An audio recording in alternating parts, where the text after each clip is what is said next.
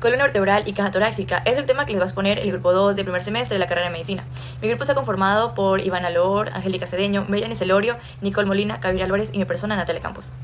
Cada elemento de las vértebras tiene características morfológicas que nos permiten reconocer la región a la que pertenecen.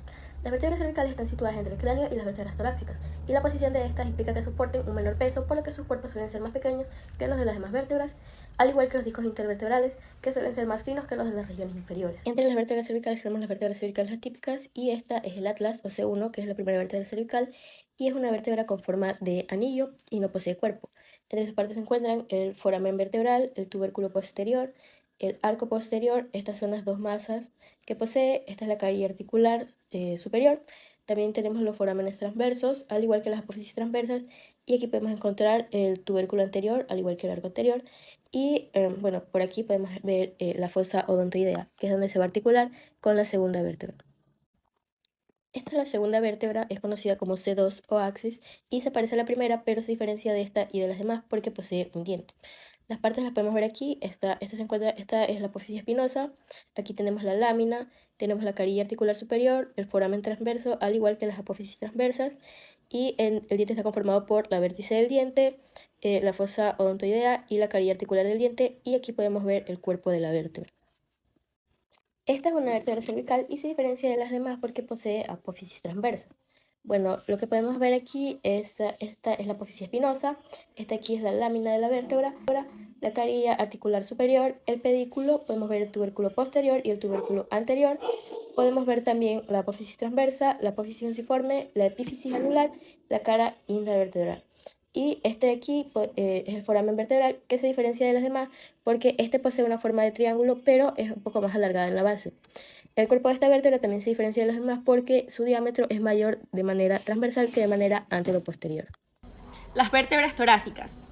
El tórax, como lo podemos ver aquí resaltado de color rojo, son 12 vértebras que están situadas en la parte central de la columna vertebral. Están después de las vértebras cervicales que están por aquí y le siguen las vértebras lumbares. Ahora les voy a explicar las características y partes de este hueso vertebral. Aquí podemos verlo dentro de una vista superior. Su cuerpo tiene carillas articulares. Su apófisis espinosa es oblicua y vertical. Su apófisis transversa tiene carillas articulares también. Y el foramen vertebral podemos darnos cuenta que es circular. Bien, como ya dijimos, tenemos el cuerpo, la apófisis transversa, la apófisis espinosa, la carilla articular por este lado, que no se puede observar muy bien, el agujero espinal, la lámina que está por aquí y la cara articular discal. En una vista lateral podemos ver el cuerpo vertebral, la apófisis transversa, la faceta articular superior, la apófisis espinosa, tenemos una faceta costal inferior y una faceta costal superior. Este espacio que vemos por aquí se llama escotadura vertebral inferior. Conozcamos un poquito más las vértebras torácicas. Sin antes comenzar, quiero decirles que las imágenes presentadas fueron tomadas en el Laboratorio de Anatomía de la Universidad San Gregorio de Puerto Viejo. La T1 es la vértebra de transición entre la columna cervical y torácica. De la T2 a la T8 son vértebras torácicas típicas. El nervio vertebral torácico pasa por debajo de la vértebra en cuestión. La T9 se caracteriza por no presentar facetas articulares inferiores.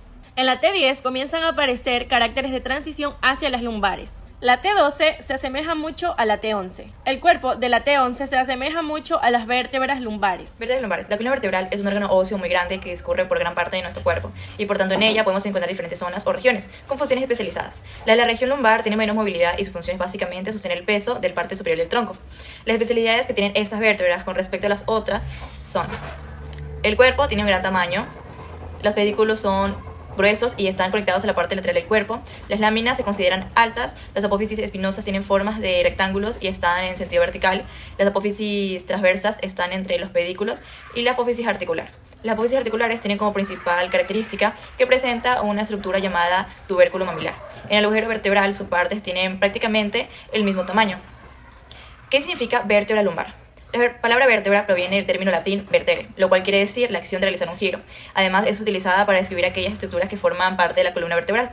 De acuerdo al latín, las palabras lumbus y ar forman lo que se conoce como lumbar, lo que quiere decir todo lo que está relacionado con la zona de la espalda. Están ubicadas en la zona lumbar, específicamente en la columna dorsal y el hueso sacro.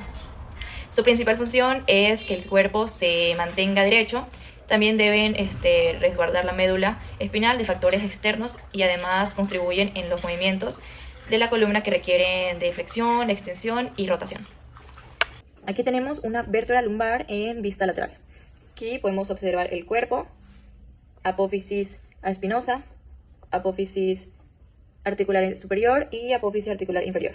Esa es la apófisis transversa, pedículo, carilla articular superior, carilla articular inferior, lámina, apófisis mamilar y proceso accesorio. Aquí tenemos la vértebra lumbar en una posición superior. Podemos observar el cuerpo vertebral, el agujero vertebral, la apófisis espinosa, apófisis transversa, apófisis articular inferior y apófisis articular superior, el tebículo, apófisis mamilar, proceso accesorio y lámina. El sacro es de forma acuñada y está constituida por 5 vértebras sacras fusionadas. Y el coxis es también un hueso de forma acuñada y el primer segmento coxigeo no está fusionado por las 3 vértebras restantes. Procedo a describir el hueso sacro. Bueno, esta es su cara posterior y aquí encontramos sus 2 carillas articulares, su tuberosidad, su apófisis articular superior e inferior.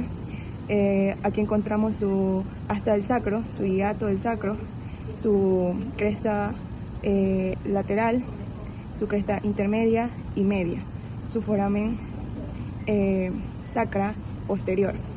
Este es el coxis.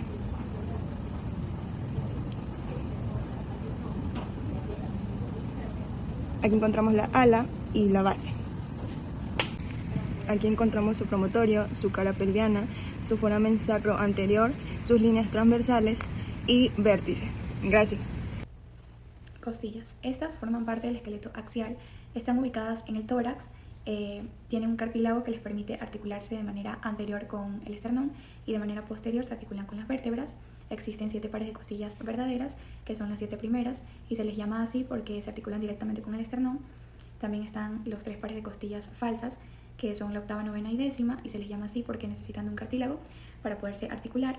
Y por último tenemos los 2 pares de costillas flotantes, que son la onceava y doceava, y se les llama así porque estas solo tienen una articulación en la parte posterior con las vértebras y en la parte anterior literalmente no se unen para nada con el esternón, entonces quedan flotando.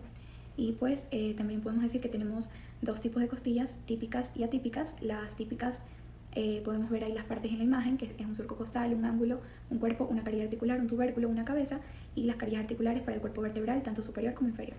Y bueno, pues las atípicas son la primera, segunda, décima, onceava y doceava costilla. Buenos días, mi nombre es Javier Álvarez. El día de hoy vengo con el tema del esternón.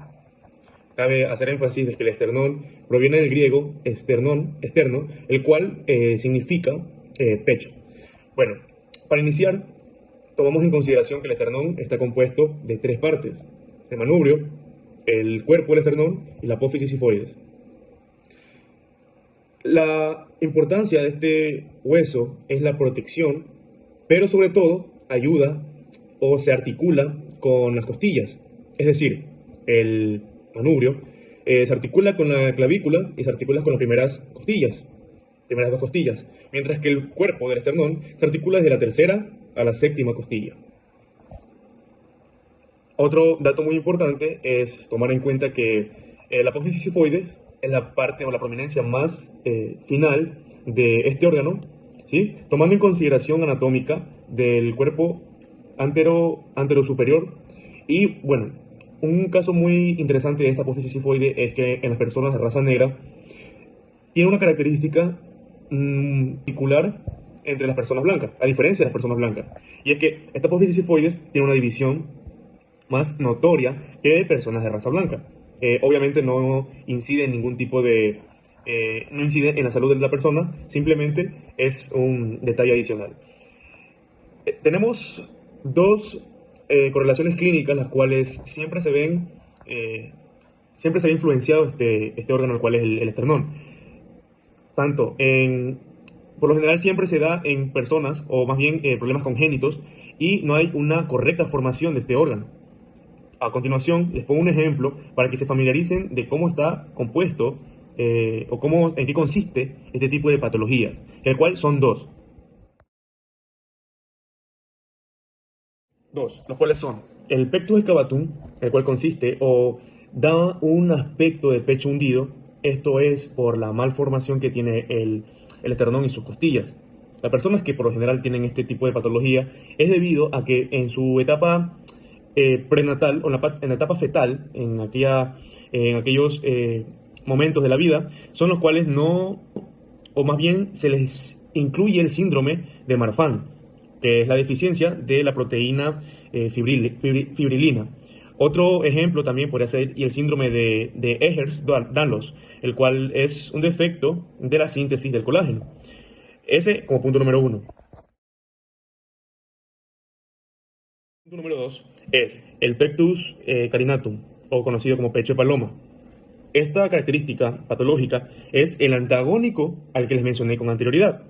La característica, o más bien cómo lo podríamos definir, es visualmente es como el pecho de un palomo, el cual está muy extraído, ¿sí? Entonces esto da el aspecto del nombre, obviamente, se toma referencia a eso. Y por lo general siempre está relacionada con las personas que tienen síndrome de Down o el síndrome de Marfan, que dicho de otras maneras se ve muy influenciado con lo que son la osteogénesis imperfecta, que es un tipo de problema al cual todo esto de aquí, estos dos problemas que les he mencionado, se ven porque no hay una correcta formación del tejido óseo. Cabe hacer o reiterar con la información, estas patologías son debido a que quizás dentro del transcurso embrionario no ha habido una correcta formación, ya sea por problemas de colágeno, problemas de malformación, diferentes capas embrionarias. En este caso, el mesodermo, la cual se encarga, o más bien se enfatiza este tipo de desarrollo óseo.